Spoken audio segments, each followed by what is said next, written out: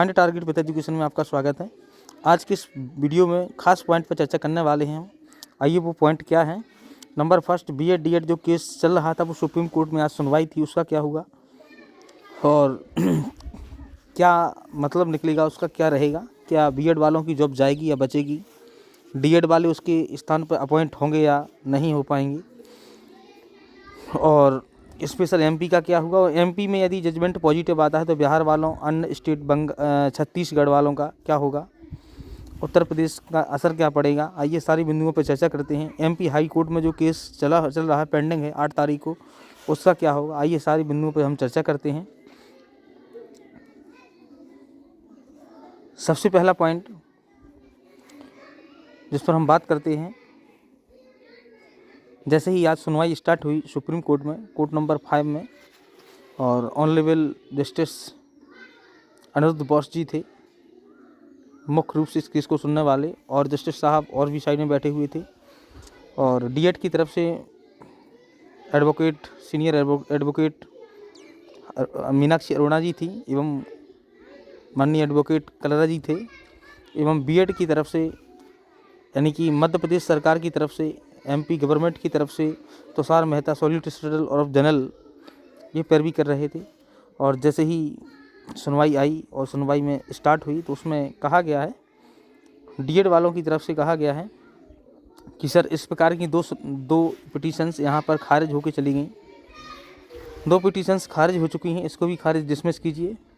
तब जज साहब के द्वारा और बीएड के जो एडवोकेट साहब थे, सॉलिसिटर जनरल साहब थे, उनके द्वारा कहा गया कि नहीं सर, ये अलग मामला है और इसको आप सुनिए, ये मध्य प्रदेश स्टेट की तरफ से है। तो उन्होंने कहा, फिर डीएड वालों ने कहा, डीएड के एडवोकेट्स ने कहा कि सर ये बिफोर हाई कोर्ट, मतलब हाई कोर्ट में अभी भी चल रहा है, ये पेंडिंग है।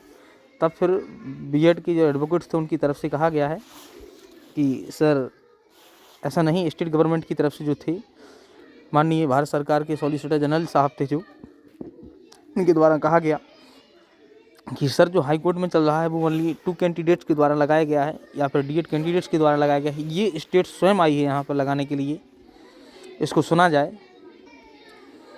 तब फिर कहा, डीएड की तरफ से मांग की गई फिर से कि सर इसको डिसमिस किया जाए।